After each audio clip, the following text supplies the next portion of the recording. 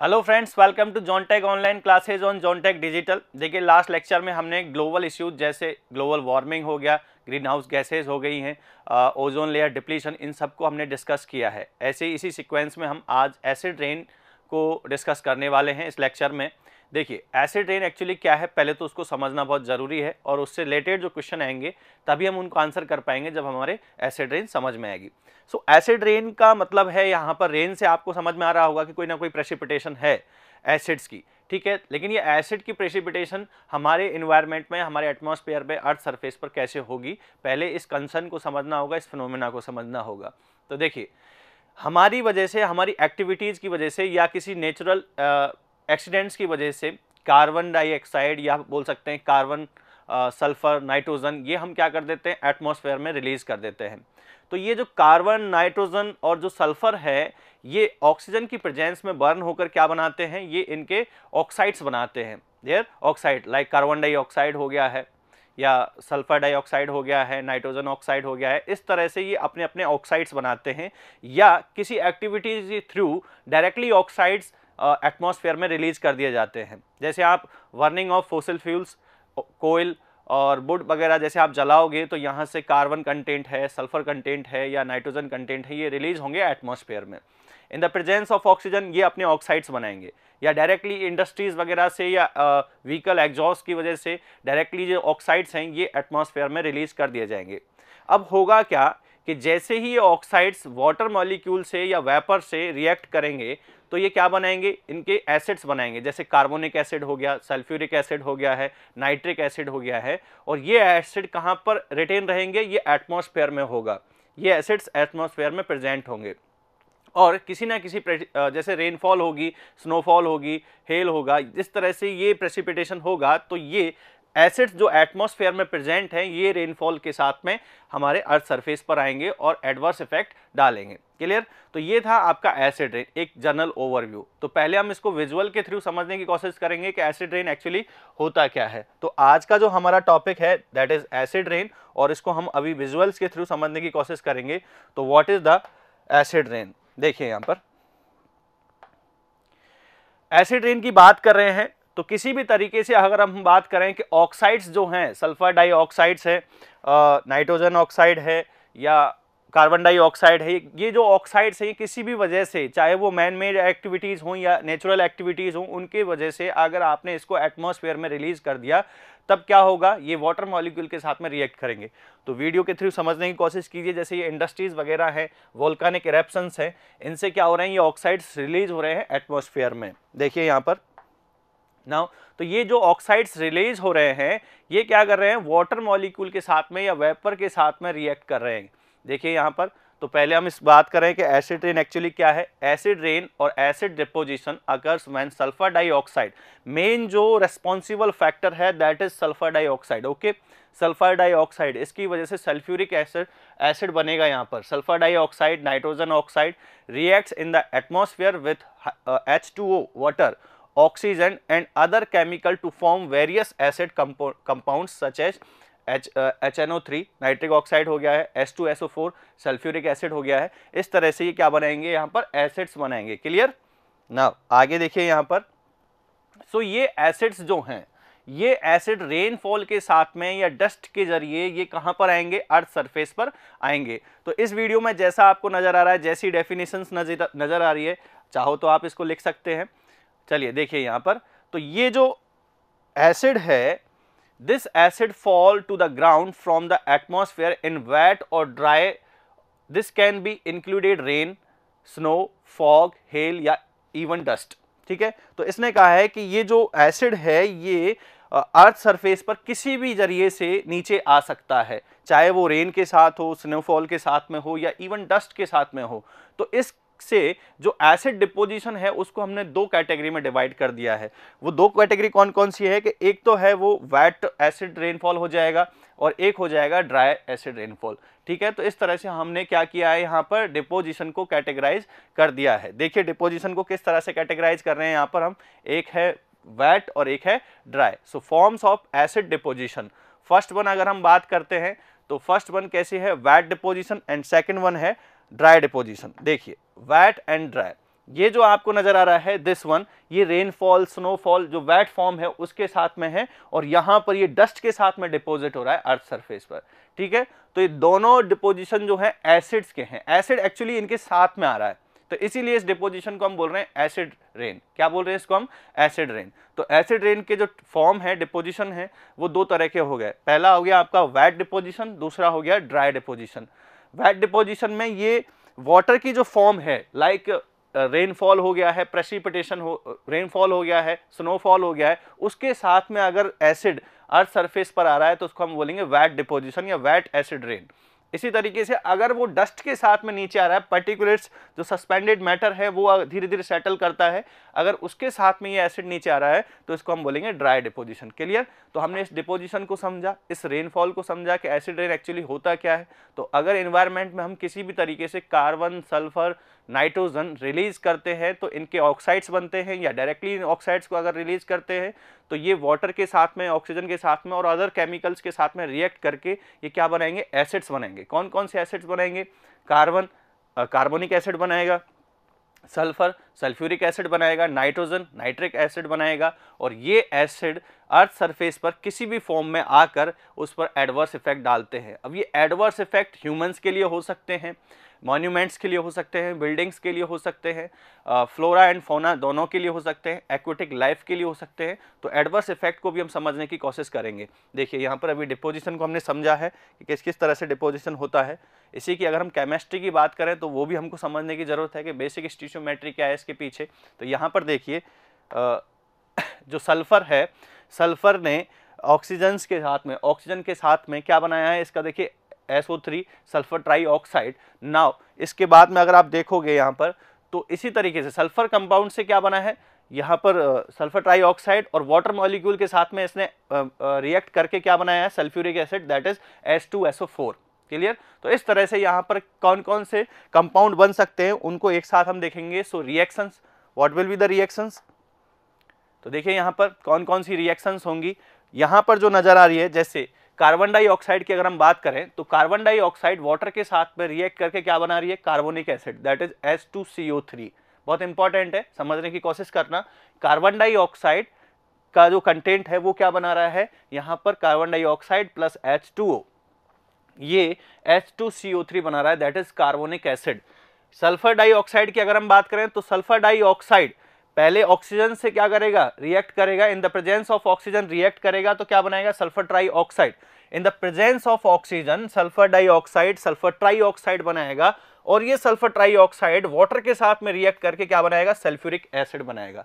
समझने की कोशिश करना, बहुत इंपॉर्टेंट कंसर्न है कि sulphur dioxide in the presence of oxygen, ठीक है, इन द प्रेजेंस ऑफ ऑक्सीजन पहले सल्फर ट्राइऑक्साइड बना रहा है, और ये सल्फर ट्राइऑक्साइड जो है वाटर के साथ में रिएक्ट करके sulphuric acid, that is H2SO4 बना रहा है, इंड्यूस कर रहा है। क्लियर? इसी तरीके से नाइट्रोजन ऑक्साइड की अगर हम बात करें तो N2O plus H2O, nitrogen oxide की अगर हम बात करें तो यहाँ पर N2O प्लस H2O या oxide of nitrogen plus water react करके क्या बना रहा है? HNO3। ठीक है ना? HNO3, ये this is the nitric acid.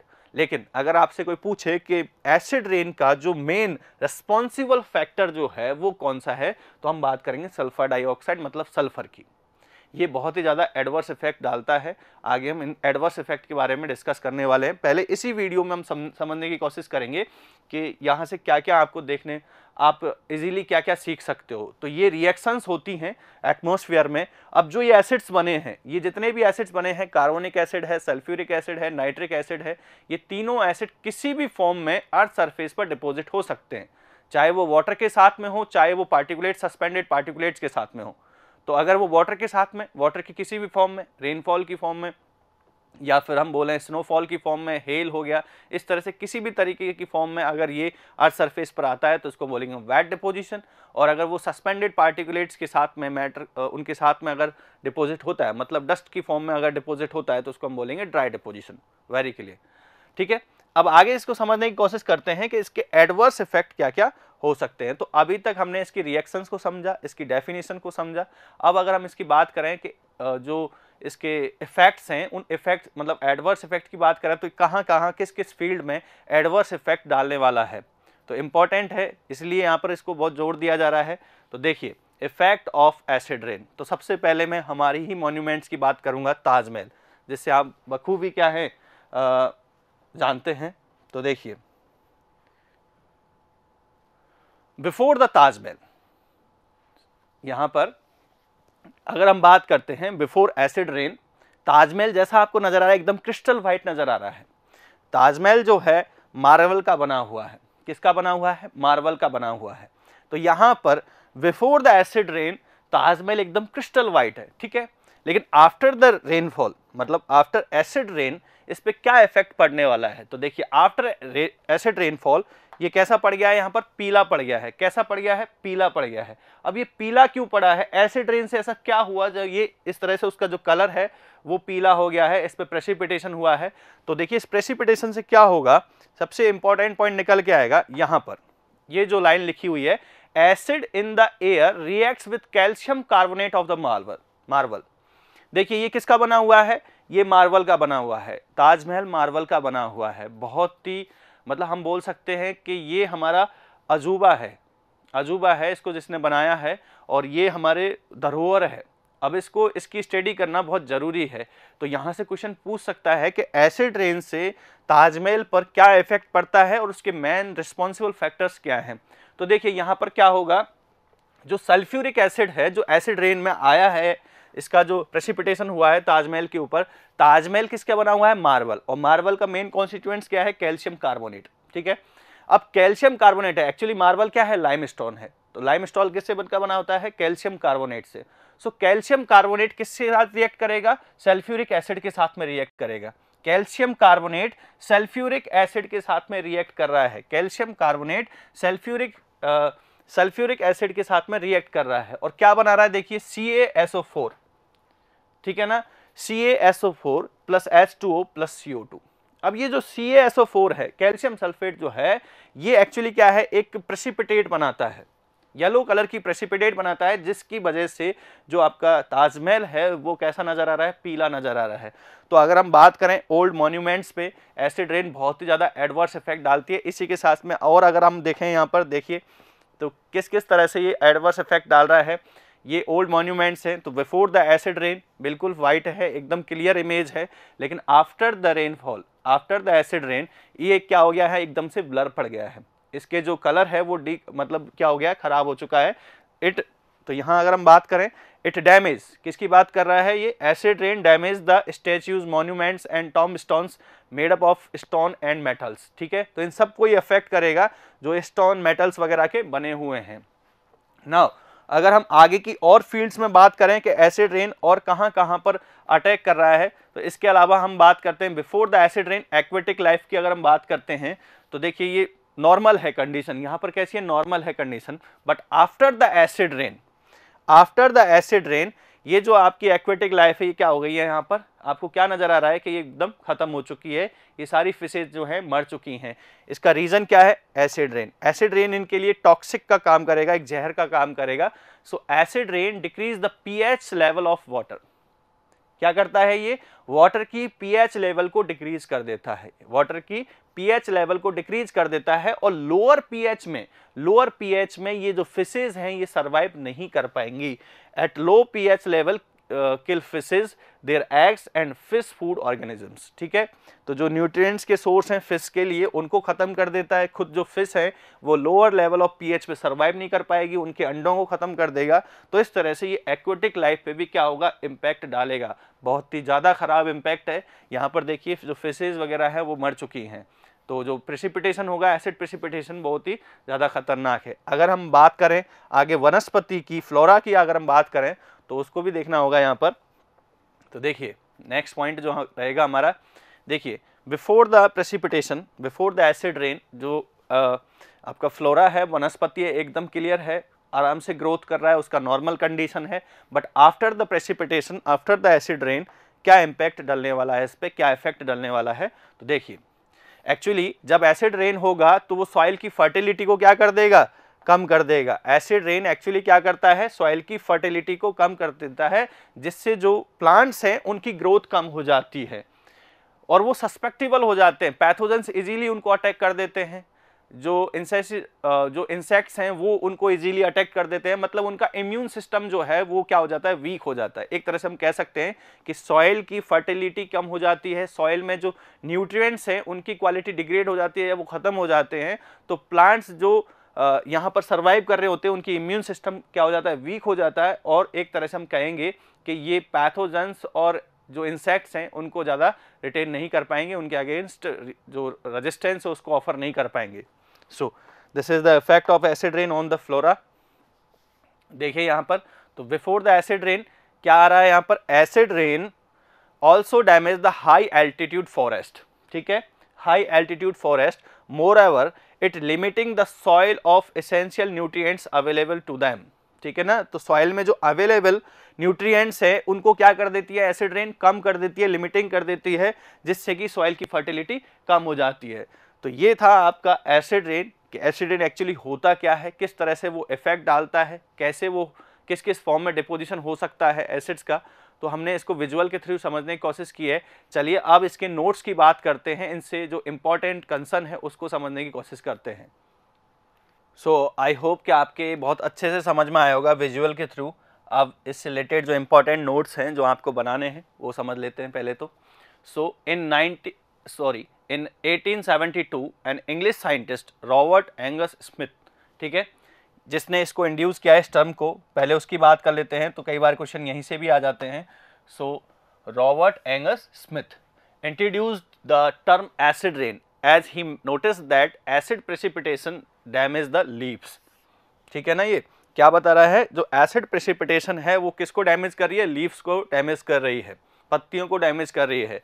तो अब कॉज ऑफ एसिड रेन की अगर हम बात करें, so burning of fossil fuels, board, coal, petroleum products release carbon, sulphur, nitrogen in the atmosphere. मैं इसको डिस्कस कर चुका हूं तो इसलिए आपको अब ज़्यादा प्रॉब्लम नहीं होगी इसको समझने में। Carbon, sulphur, nitrogen in the atmosphere. अब in the presence of oxygen, ये जितने भी बने हैं यहाँ पर, कार्बन हो गया है, सल्फर हो गया है, नाइट्रोजन हो गया है, ये अपने ऑक्साइड्स में कन्वर्ट हो जाएंगे, या फिर डायरेक्टली हम इसको क्या कर सकते हैं, डायरेक्टली भी मैन मेड और नेचुरल एक्टिविटीज के जरिए ये ऑक्साइड्स कहाँ रिलीज हो जाते हैं, एटमॉस्फेयर में रिलीज हो जाते हैं।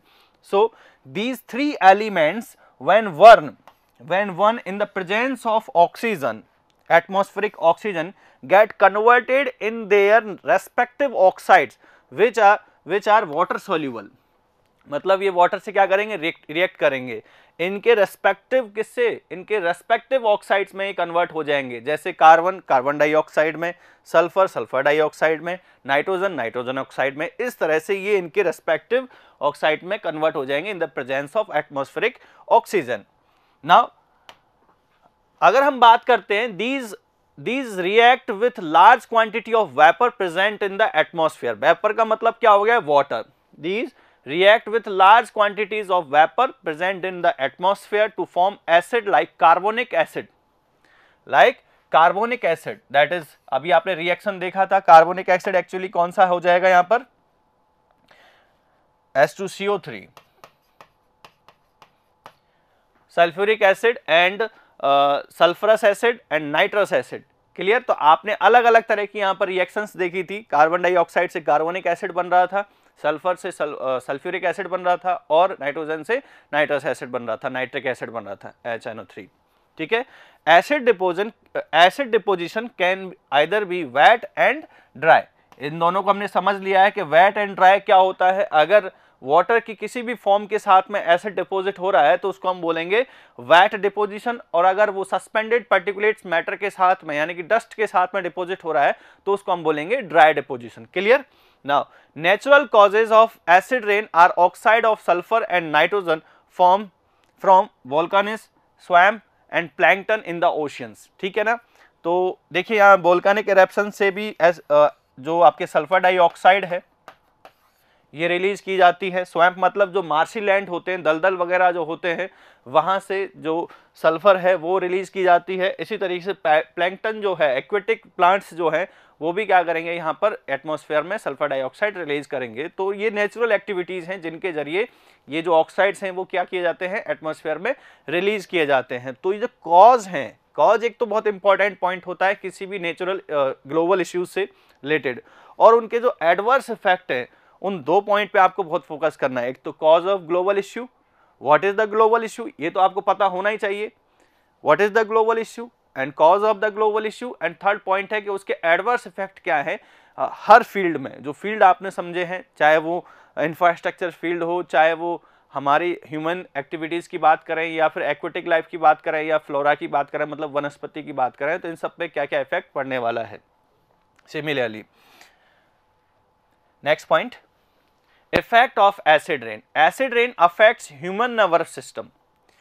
Acid rain affect human nervous system, ठीक है ना, हमारे ये नर्वस सिस्टम को अटैक करेगा, रेस्पिरेटरी सिस्टम, हमारे जो श्वसन तंत्र है उसको अफेक्ट करेगा, एंड डाइजेस्टिव सिस्टम, जो पाचन तंत्र है उसको भी अफेक्ट करेगा। अब एसिड रेन एक्चुअली हमको कैसे अफेक्ट कर रहा है कि जैसे यहाँ हम बात करें कि हमारे सोर्स में, वाटर सोर्स की अगर बात करें तो एसिड रेन हुआ है तो वो जो वाटर है वो ऑब्वियसली कहाँ पे मिक्स होगा, वाटर सोर्स में मिक्स होगा, और वाटर सोर्स में अगर हमने उस वाटर सोर्स से वाटर को कंज्यूम किया है तो डायरेक्टली जो एसिड है वो हमारे अंदर गया, और उसने क्या क्या इफेक्ट डाले यहाँ पर कि नर्वस सिस्टम को अटैक किया, उसने हमारे रेस्पिरेटरी सिस्टम को अटैक किया है, डाइजेस्टिव सिस्टम को अटैक किया है।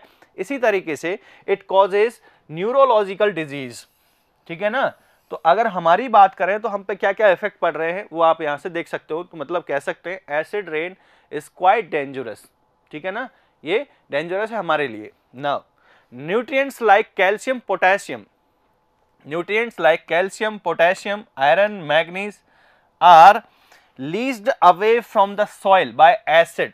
देखिए ये जितने भी न्यूट्रिएंट्स हैं जो सॉइल में प्रेजेंट होते हैं, लाइक कैल्शियम हो गया, पोटेशियम हो गया, आयरन हो गया, मैग्नीशियम हो गया, are leached away from the soil. Leach का मतलब ये एक तरह से लीचिंग प्रोसेस का मतलब क्या होता है कि जैसे आपने देखा होगा कई बार कि किसी पर्टिकुलर, जैसे हम बात करते हैं सॉइल में सैलिनिटी बहुत ज़्यादा बढ़ गई, क्षारीयता अगर बहुत ज़्यादा बढ़ गई तो हम क्या करते हैं, सॉइल जो अपना फील्ड होता है उसमें पानी भर देते हैं और कुछ देर तक उसको रिटेन करते हैं और उस पानी को फिर वहाँ देते हैं। तो एक तरह से आपने फील्ड को धो दिया है।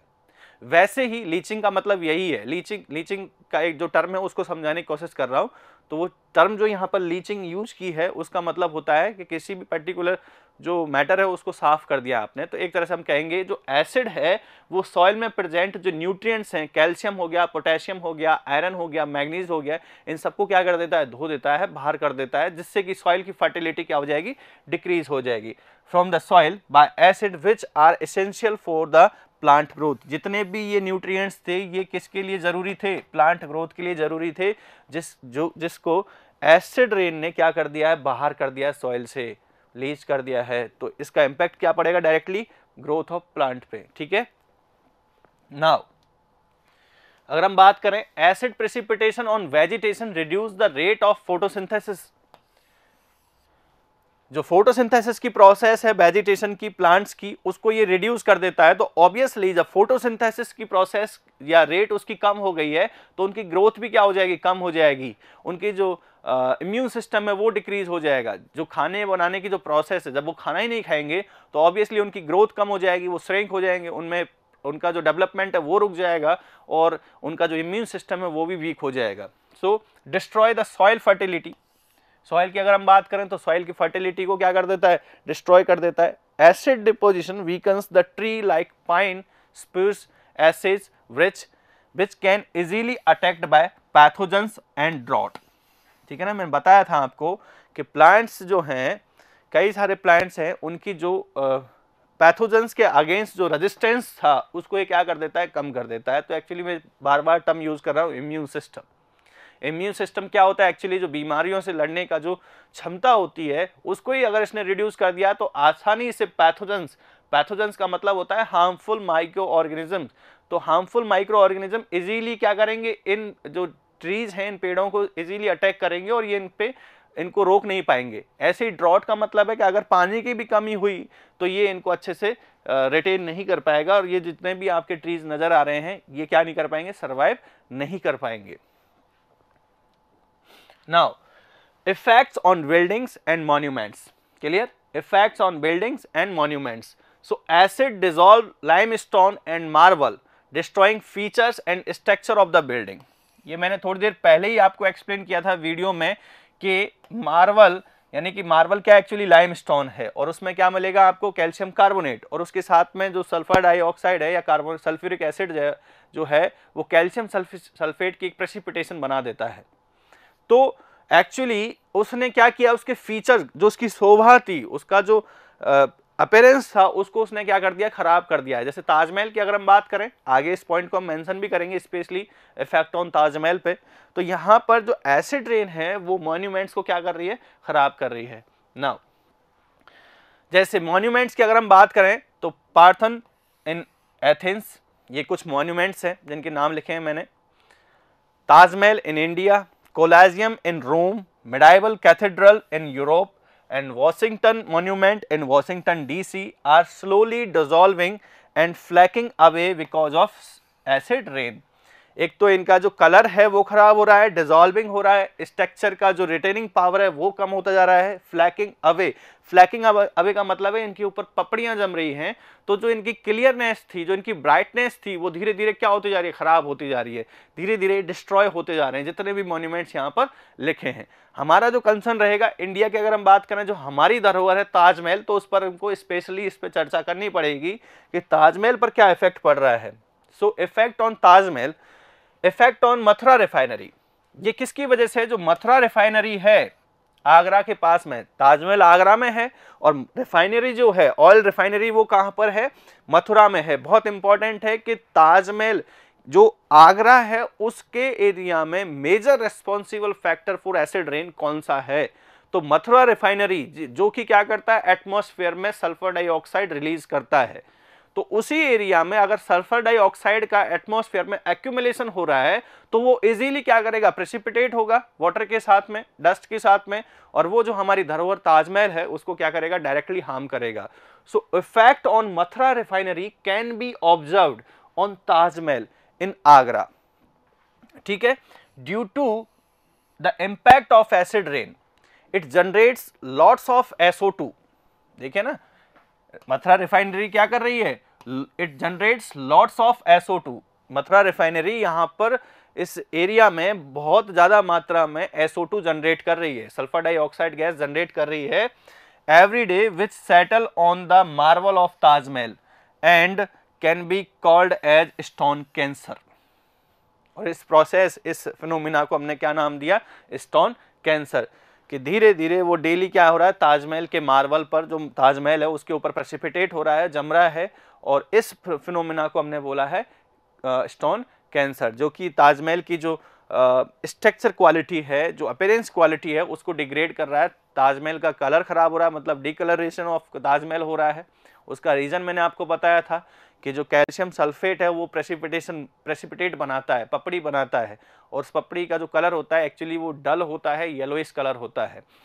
ठीक है, now this sulphuric acid react with calcium carbonate.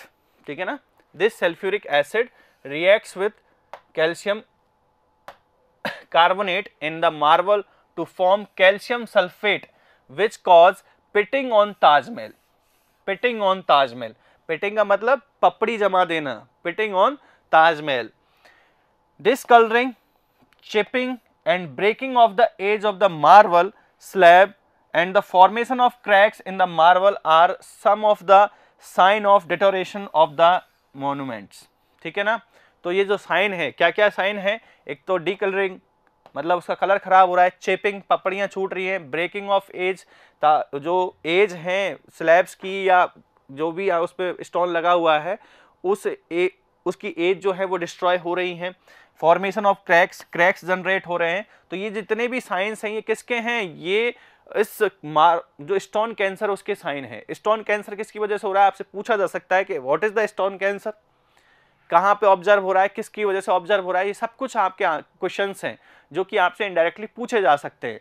ठीक है, तो ये जितने भी साइंस हैं ये किसके साइन हैं, डिटोरेशन ऑफ मॉन्यूमेंट्स, मतलब जो मॉन्यूमेंट्स है वो खराब होता जा रहा है, किसकी वजह से, एसिड रेन की वजह से। ताजमहल एसिड रेन की वजह से खराब हो रहा है, उसमें कौन कौन से हमको साइंस देखने को मिल रहे हैं, उसका कलर खराब हो रहा है, उस पर पपड़ी जम रही है, उसके जो स्टोन्स की जो स्लैब्स हैं उनके एजेस खराब हो रहे हैं, किनारे खराब हो रहे हैं, क्रैक्स पड़ रहे हैं। तो ये बहुत ही ज़्यादा एडवर्स इफेक्ट है एसिड रेन का ताजमहल पर। क्लियर? नाउ अगर हम बात करें next point, that is artificial rain और क्लाउड सीडिंग। देखिए ये एक ग्लोबल इश्यू नहीं है, बट इसी से रिलेटेड एक टर्म थी जिसको मैंने यहाँ पर रख दिया है। तो पहले अभी तक जो हमने पढ़ा था एसिड रेन, उसको कंप्लीटली डिस्कस किया है कि एसिड रेन एक्चुअली होता क्या है, उसके कॉज क्या है, उसके एडवर्स इफेक्ट क्या है, हमने सबको डिस्कस किया। उसी के साथ में अगर हम बात करते हैं, इसी से रिलेटेड टर्म है ये, एसिड रेन से रिलेटेड टर्म नहीं है, रेन से रिलेटेड टर्म थी, इसलिए मैंने सोचा इसको आपको बताया जाए। तो आर्टिफिशियल रेन और क्लाउड सीडिंग एक्चुअली होता क्या है, तो पहले हम इसको विजुअल के थ्रू समझने की कोशिश करेंगे।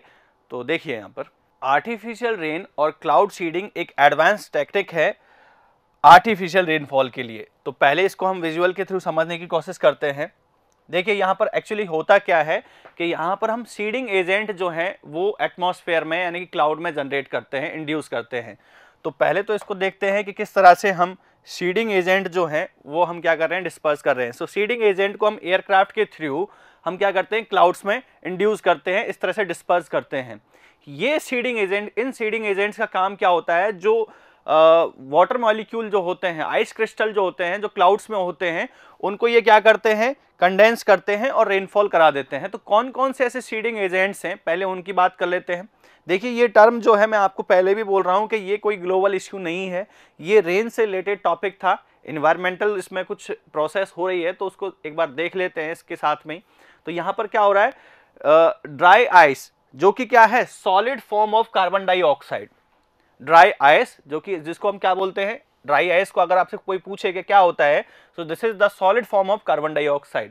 ये एक सीडिंग एजेंट है, ठीक है ना, ये रेनफॉल कराने का एक एजेंट है। तो हम इसको क्या करेंगे, क्लाउड्स में डिस्ट्रीब्यूट करेंगे, डिस्पर्स करेंगे, डिस्ट्रीब्यूशन देंगे इसका एयरक्राफ्ट के थ्रू। इसी तरीके से नेक्स्ट अगर हम बात करें तो यहाँ पर दूसरा जो सीडिंग एजेंट है that is silver iodide and sodium chloride. इस तरह से हमने क्या देखे हैं, यहाँ पर एजेंट देखे हैं। तो जो सिल्वर आयोडाइड है, ये देखिए वाटर मॉलिक्यूल, वाटर जो मॉलिक्यूल्स हैं ये आपके किस में प्रेजेंट होंगे, क्लाउड में प्रेजेंट होंगे, ठीक है। तो जितने भी सीडिंग एजेंट है उनका काम क्या है कि छोटे छोटे जो फाइन आइस क्रिस्टल होते हैं, वाटर मॉलिक्यूल होते हैं, उनको इस तरह से कंडेंस करवा देना। ये यहाँ पर क्या चल रहा है, कंडेंसेशन हो रहा है। तो जो छोटे छोटे मॉलिक्यूल्स थे अब उनकी एक बिगर वाटर ड्रॉप बन गई है और वो इजीली क्या कर जाती है, ग्राउंड पर सेटल कर जाती है, गिर जाती है in the form of rainfall. तो इस तरह से यहाँ पर क्या हो रहा है, प्रेसिपिटेशन हो रहा है। तो ये था आपका आर्टिफिशियल रेन, जिसमें हमने क्या किया है कि क्लाउड्स में सीडिंग एजेंट हमने क्या किए, इंड्यूस किए हैं। ये सीडिंग एजेंट वाटर मॉलिक्यूल जो फाइन आइस क्रिस्टल हैं, वाटर मॉलिक्यूल हैं, उनका कंडेंसेशन करते हैं। उनका कंडेंसेशन करेंगे तो एक बड़ी ड्रॉपलेट बन जाएगी और वो इजीली क्या कर जाती है, फिर सेटल कर जाती है in the form of rain, ठीक है। तो किसी भी तरीके से ये आ सकती है, तो हम उसको पहले डिस्कस कर लेते हैं।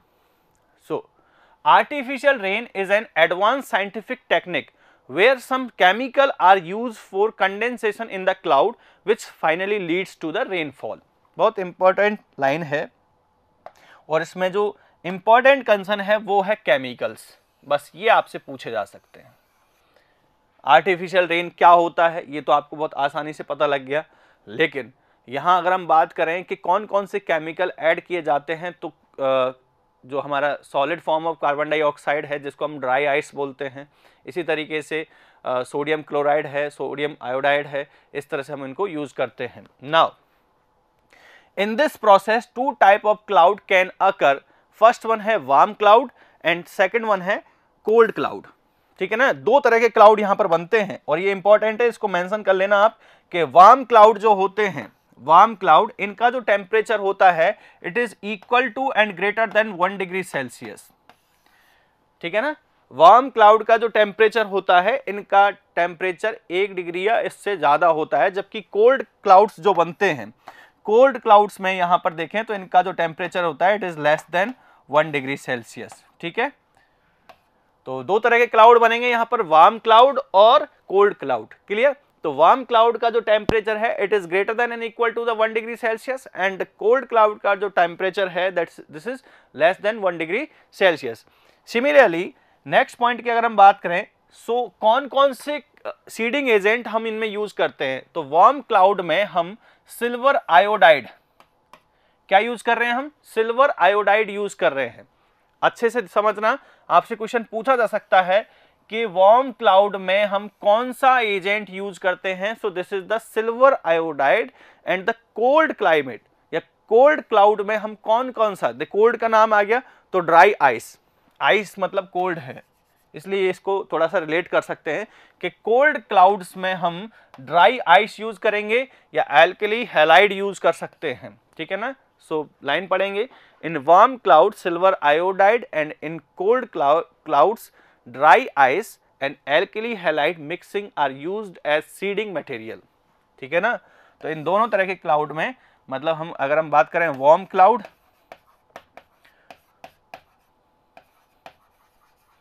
तो silver iodide, silver iodide, and cold cloud की बात करें तो यहां पर ड्राई आइस, ठीक है, और एक और है एल्कली हैलाइड। तो ये इस तरह के हम क्या करेंगे, यहां पर सीडिंग एजेंट यूज करेंगे। Now next point, so importance of the artificial rain in agriculture for irrigation purpose, कि जहां पर बारिश नहीं हो रही है और ड्रॉट की समस्या है, मतलब ये क्लाइमेट एडवर्सिटी को जो है उसको ख़त्म करने के लिए हम इसको यूज़ कर सकते हैं। जैसे किसी जगह पर पानी की कमी है या बारिश नहीं हो पा रही है तो हम आर्टिफिशियल रेन वहाँ पर करा सकते हैं। तो in agriculture for the irrigation purpose, ठीक है, एक ये बहुत इंपॉर्टेंट कंसर्न है, shifting of excessive rainfall an area to other area to reduce the risk of disaster. ये बहुत इंपॉर्टेंट पॉइंट है कि कई जगह क्या होता है, बहुत ज्यादा बारिश हो रही होती है, ठीक है ना, किसी पर्टिकुलर एरिया में हैवी क्लाउड्स होते हैं, तो इन हैवी क्लाउड्स को उस जगह से दूसरी जगह ट्रांसफर करने के लिए, ठीक है ना, एक जगह से दूसरी जगह ट्रांसफर करने के लिए हम क्या कर देते हैं, वहां पर acid rain, sorry artificial rainfall का जो कंसेप्ट है उसको यूज करते हैं। इसका एक बार यूज हुआ है और जो कि आपको याद होना चाहिए, चाइना ओलंपिक्स में, जब चाइना ओलंपिक्स हो रहे थे तो वहां पर रेनफॉल की कंडीशन बन रही थी, हैवी रेनफॉल कंडीशन, तो उन क्लाउड्स को शिफ्ट किया था दूसरी जगह। तो चाइना ओलंपिक्स में यहां shifting of excessive rainfall area को या एक्सेसिव रेनफॉल क्लाउड्स को शिफ्ट किया था through the artificial rainfall concept, ठीक है। It can reduce the risk of natural calamities, ठीक है ना। तो ये डिजास्टर को मैनेज करने में हम काम में ये ले सकते हैं, कहीं पर ज़्यादा बारिश हो रही है तो उस क्लाउड को शिफ्ट कर सकते हैं, या फिर कहीं पर बारिश बहुत कम हो रही है तो वहाँ पर इरिगेशन पर्पज़ के लिए हम आर्टिफिशियल रेनफॉल करा सकते हैं। इसी से रिलेटेड एक पॉइंट आएगा आपके जो कि इम्पॉर्टेंट है, और वो है प्रोजेक्ट वर्षाधारी। प्रोजेक्ट वर्षाधारी, देखिए प्रोजेक्ट वर्षाधारी में क्या है कि कर्नाटका में आर्टिफिशियल रेनफॉल के लिए ये प्रोग्राम चलाया था। तो कंडक्टेड इन कर्नाटका इन 2017, जिसमें हमने कौन सा एयरक्राफ्ट यूज किया था ये नाम पूछा जा सकता है। तो कर्नाटका में ये प्रोजेक्ट वर्षाधारी 2017 में, कब, 2017 में कंडक्ट किया, जिसमें हमने बीच क्राफ्ट BQ100 की मदद से क्लाउड्स में सीडिंग एजेंट हमने डिस्पर्स किए। सो यहां पर conducted in Karnataka in 2017 using BQ100 beach craft, ये एयरक्राफ्ट का नाम है BQ100, और इसमें कौन सा सीडिंग एजेंट यूज किया ये भी इंपॉर्टेंट है। तो where silver iodide, sodium chloride and potassium chloride, ठीक है, were used to condense the water vapour in मागाडी, ठीक है ना। यहां पर कौन कौन से सीडिंग एजेंट यूज किए हमने, silver iodide, sodium chloride and potassium chloride, हमने यहां पर वाटर वेपर जो है उसको कंडेंस करने के लिए यूज किए थे। तो कौन कौन सी जगह पर ये हमने आर्टिफिशियल रेन कराया, एक तो मगधी में और एक है रामांगरम में, ठीक है। तो ये दो जगह हैं कर्नाटका में जहां पर हमने आर्टिफिशियल रेनफॉल कराया। किस प्रोजेक्ट के तहत, प्रोजेक्ट वर्षाधारी के तहत। इसमें हमने BQ100 एयरक्राफ्ट की मदद से कौन कौन से सीडिंग एजेंट हमने इंड्यूस किए थे, silver iodide, sodium chloride and potassium chloride, ठीक है। और जगह का नाम है कर्नाटका 2017, और इसमें अगर लोकल प्लेस की बात करें तो एक तो है मगधी और एक है रामांगरम, ठीक है। अब इसी तरीके से ये जो था आपका आर्टिफिशियल रेन, ये आपका कोई ग्लोबल इशू नहीं था, बट इसको डिस्कस करना जरूरी है। ऐसे ही कुछ दो पॉइंट और हैं जो कि एज सच ग्लोबल इश्यू तो नहीं है, बट ऑब्जर्व हुए हैं और वहां से आपसे क्वेश्चन पूछे जा सकते हैं। तो आपके फैक्ट्स के लिए ये आपको पता होना चाहिए कि ग्लोबल डिमिंग क्या होता है और ग्लोबल कूलिंग क्या होता है। जैसे आपने ग्लोबल वार्मिंग जरूर पढ़ा था, लेकिन ग्लोबल कूलिंग के नाम आप शायद आपने नहीं सुना होगा। इसी तरीके से ग्लोबल डिमिंग के बारे में भी आपने नहीं सुना होगा। तो एक फिनोमेना थे, नेचुरल फिनोमेना थे जो ऑब्जर्व हुए थे। एज सच इश्यू नहीं है, बहुत बड़ा इश्यू नहीं है, बहुत पहले ऑब्जर्व हुए थे। तो ये ऑब्जर्व किस वजह से हुए और होते क्या हैं, पहले उनको समझना जरूरी है। तो चलिए, नेक्स्ट पॉइंट है ग्लोबल कूलिंग। ग्लोबल कूलिंग, तो जैसा कि इसके नाम में आपको समझ में आ रहा है कि ग्लोबल कूलिंग मतलब टेम्परेचर जो है वो ड्रॉप हुआ है। जैसे ग्लोबल वार्मिंग में क्या होता है, जो एवरेज टेम्परेचर है अर्थ एटमॉस्फेयर का वो बढ़ता है, उसको हम पूरी तरीके से डिस्कस कर चुके हैं। वैसे ही यहाँ पर एक ग्लोबल कूलिंग का कंसेप्ट था, वो क्या है, उसमें हमने देखा कि 1970s में जो टेम्परेचर था, एटमॉस्फेरिक टेम्परेचर था, वो गिर गया था, बजाय बढ़ने के सडनली क्या हो गया, ड्रॉप हो गया है। तो there was a sudden decrease in the atmospheric temperature recorded during the 1970s। 1970 के दशक में हमने ऐसा ऑब्जर्व किया था कि जो एटमॉस्फेयर है, ग्लोबल एटमॉस्फेयर है, उसका टेम्परेचर सडनली डिक्रीज हो गया था। This phenomena is called as global cooling. नाम से समझ में आ रहा है। लेकिन अब देखिए, आपसे एक क्वेश्चन पूछा नहीं जाएगा कि ग्लोबल कूलिंग एक्चुअली होता क्या है, बट ये जरूर पूछा जाएगा कि ग्लोबल कूलिंग किस ईयर में ऑब्जर्व हुआ था और दूसरा पॉइंट कि किसकी वजह से हुआ था। सो ये है एरोसॉल और ऑर्बिटल फोर्सिंग की वजह से। So aerosol and orbital forcing were two responsible factors. तो पहले ये समझते हैं कि एरोसॉल और ऑर्बिटल फोर्सिंग जो है वो किस तरह से ग्लोबल कूलिंग का रेस्पॉन्सिबल फैक्टर बने। एक्चुअली हम यहाँ बात करेंगे, let this is the earth surface. एक नॉर्मल कंडीशन में सनलाइट जो है, सोलर रेडिएशन जो है वो इजीली अर्थ तक आते हैं, ठीक है। अब यहां पर क्या हो रहा है कि एटमॉस्फेयर में SO2 रिलीज कर दी गई है। एटमॉस्फेयर में SO2 किसी भी तरीके से, अब चाहे वो नेचुरल सोर्स से हो, चाहे वो एंथ्रोपोजेनिक हो, मतलब मैन मेड हो, SO2 हमने क्या कर दी है, रिलीज कर दी है। SO2 रिलीज कर दी, sulphur dioxide. Actually volcanic eruption जो है उसकी वजह से ये देखने को मिला था। तो SO2 हमने क्या किया, एटमॉस्फेयर में रिलीज किया है। अब एटमॉस्फेयर में रिलीज करने के बाद में SO2 से क्या बनने वाला है, सल्फ्यूरिक एसिड बनने वाला है। क्या बनने वाला है, सल्फ्यूरिक एसिड, H2SO4। ये सल्फ्यूरिक एसिड जो है बाद में कंडेंस होता है किसमें, बाद में ये सल्फ्यूरिक एसिड कंडेंस होता है एटमॉस्फेयर में और बनाता है सल्फेट एरोसॉल। क्या बनाता है,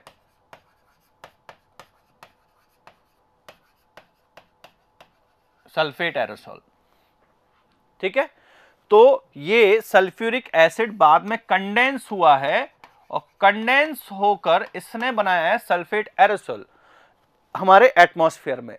अब नॉर्मल कंडीशन की बात मैंने क्या कही थी कि जो सोलर रेडिएशन थे वो इजीली अर्थ सरफेस तक पहुंच रहे थे, but after the formation of sulphate aerosol, जैसे ही सल्फेट एरोसॉल बना उसके बाद में क्या हुआ, जो सोलर रेडिएशन थे वो इजीली अब हमारी अर्थ सरफेस तक नहीं पहुंच रहे थे।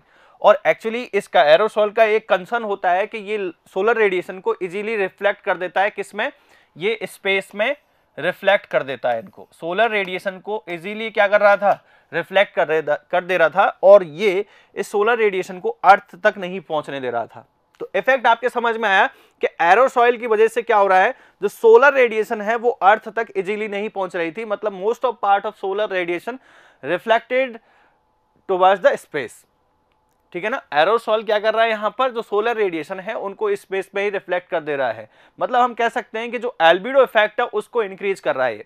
किसको, एल्बिडो इफेक्ट को इंक्रीज कर रहा है। तो यहां से एल्बिडो इफेक्ट इंक्रीज हो रहा है और टेम्परेचर जो है, ग्लोबल टेम्परेचर जो है वो क्या हो गया, डिक्रीज हो गया इन 1970। और इसी को हमने कहा था क्या कहा था, ग्लोबल कूलिंग, ठीक है। ये 1970 में हुआ था। एक बार एक बार, तो इस तरह से हम कह सकते हैं कि ये कोई रेगुलर फिनोमेना नहीं है, ऑब्जर्व हुआ था इसलिए पढ़ना जरूरी था, क्वेश्चन आ सकता है।